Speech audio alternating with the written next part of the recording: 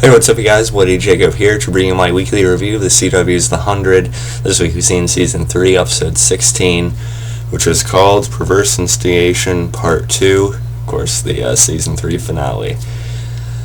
Ooh, this was a fantastic episode all around. I really heavily enjoyed this episode for sure. Probably my favorite finale we've gotten so far. As good as Season 1's and 2's both were, for their own reasons as well. I think this one just really topped it. Just really kept on stepping it up. Again, we had a really good episode last week that led into this one, and this episode really delivered on quite a few different levels, I thought. You know, from concluding the A.L.I.E and A.I part of it, at least as far as we know. To how Clarke had to deal with that by, taking the flame to go into the City of Light, which we'll talk more about a little bit later. This review goes along, of course, since that was the main part of the episode. To stuff between Octavia and Pike, and even, with a reappearance by a certain special someone. Just a really fantastic episode all around. I'm sad that's going to be off until next year, but at least we're getting a Season 4. And I'll have to say, again, as much as I love Season 1, Season 2, I think Season 3 might have been the best season so far. I've been really pleased with it all season long. It's just, the 100's always been so damn consistent, but this season has just been, I've had my, quirks or my, squabbles, or whatever you want to say, with Season 3, but overall it's just delivered for me so much, and The 100 is truly one of my favorite shows at this point. My favorite shows on right now, The Walking Dead to a certain extent. My cat's out the door for some reason this early.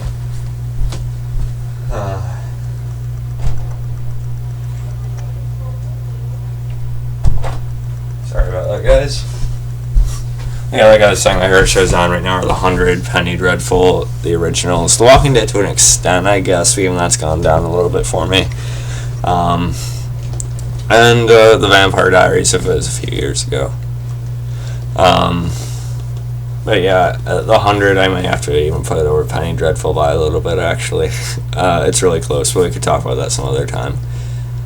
And yeah, let's really get into the episode. Of course, like I said, the main point to it was, Clarke, she, after reviving Abby, after she was able to make sure she is back into her normal self after they were able to use the EMP, she actually gets the idea to put the flame in her and, sort of give her that, not really so much mindset, but more so just give her that extra oomph to really think about what she needs to do and give her that influence. We got some pretty cool shots of, all of A.L.I.E.'s people, or, mostly grounders mixed in with some of, our people from the Ark.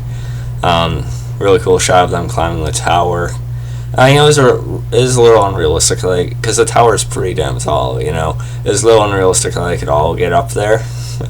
Maybe we should have seen a couple of them slipping or something, maybe. But, then again, maybe characters, or maybe grounders and characters like Kane, I guess, maybe could do that, but, still it is what it is. Still, it looked pretty cool. Jasper still had hold of Harper. Monty actually ends up shooting him in the leg. Jasper doesn't feel the pain, but, is still able to, get him down. And like I said, Clarke takes the flame. And, she says she needs to go into the City of Light to, directly try and shut down A.L.I.E. Bellamy, tells her how, he believes her, and, there's a little bit of a hand touch there. And then we get the shots of Clarke walking into the city, like we see in the promos and stuff, which looks really, really nice. I like the camera work while Clarke is in the city, all the cinematography and stuff I think looks really nice.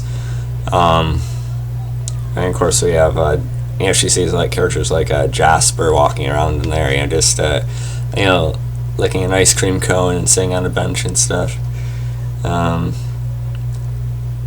And as more of the people are coming up the tower, Octavia, you know, she's still kind of holding on to, you know, her personal, what she's holding personally against Pike, of course, with him killing Lincoln.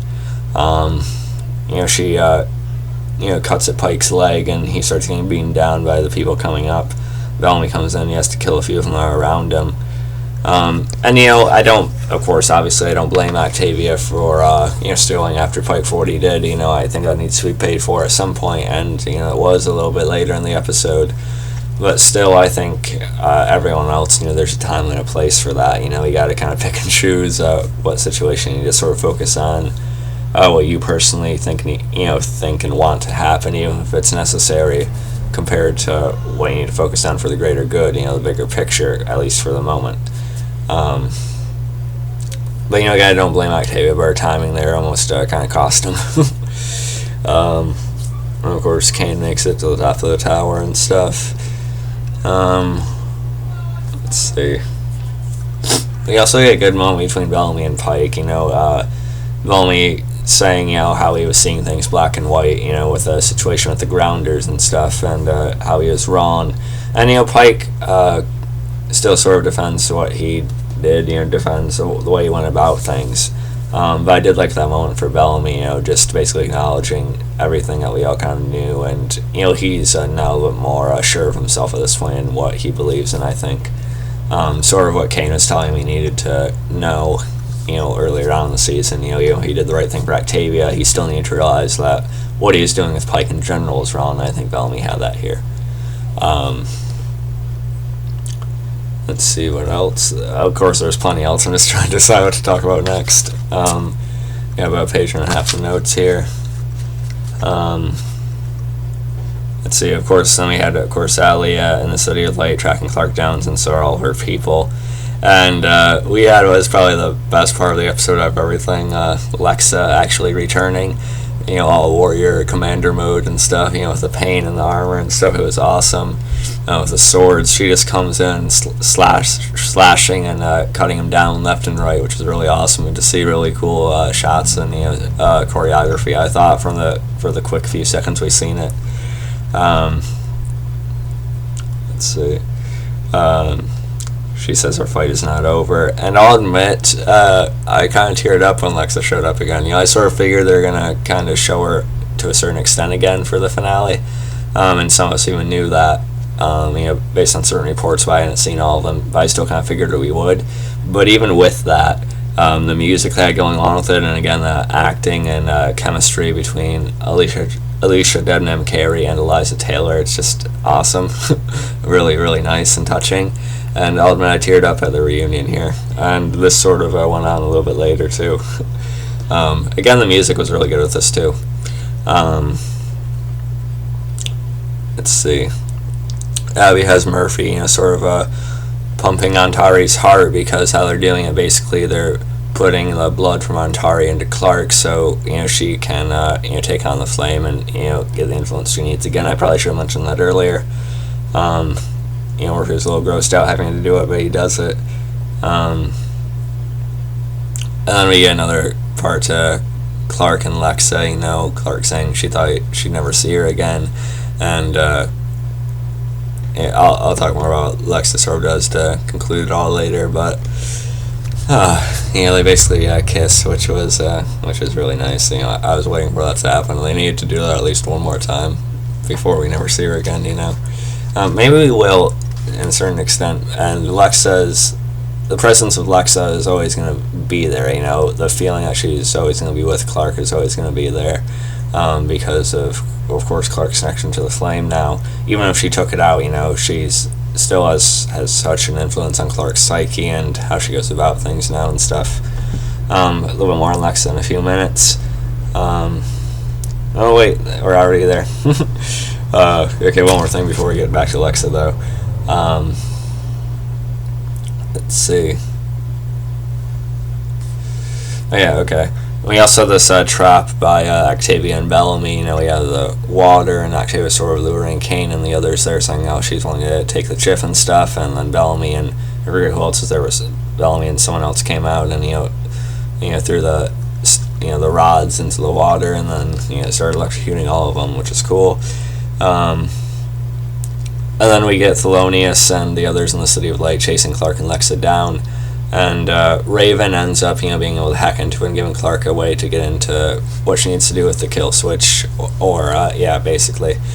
And then, there's still a lot of A.L.I.E.'s people coming through the City of Light. Like I said, Thelonious and Lexa decides she's going to hold them off, and she tells Clarke she's always going to be with her. Clarke says she loves her. Again, which is really sweet and touching. We see Lexa, take her swords out and jump into the oncoming people, which is really awesome. I don't know if Lexa's permanently gone at this point. I doubt her spear was completely destroyed. I think it's always going to be a part of her. Clarke says, if we don't see her, it's going to remain an influence on Clarke forever, whichever way it went. So, either way, it's a really nice way for her to go out. I still don't think it was badly done, her initial death. Maybe the way Lexa was just randomly shot accidentally was a little bit frustrating. But the scene that followed, the goodbye between Clarke and Lexa, back on episode 7, I think it was, or the episode that was called 13, I think, was actually really well acted and stuff. But at the same time, I'm not supposed to be complained about that. But at the same time, I'm glad we had this extra. Final goodbye to the character, and those final moments between Clarke and Lexa just made it all the better, I thought. Lexa definitely deserved more, and we got it here. So I think this should satisfy people at this point. I was really happy with what they did with it, so just really great stuff. May even be buying a Clarke and Lexa shirt at some point, and when I do, I'm sure you guys will notice it. Then Clarke, she ends up meeting Becca, the second AI, the more grounded, the more caring, basically, version of A.L.I.E. A.L.I.E sort of reveals, or she supposedly says, that there are these leftover nuclear plants that will melt down in about 6 months. They're actually going to make the Earth, completely uninhabitable, or at least over 90% of it, I think it was, or something like that. I could be wrong. It's basically going to take away all these fresh water, and it's going to mess with them to the point of where even if they're from space, they're not going to be able to handle it. And we get this back and forth between A.L.I.E and Becca, both sort of on the separate shoulders of Clarke there. I don't even know what I'm saying right here.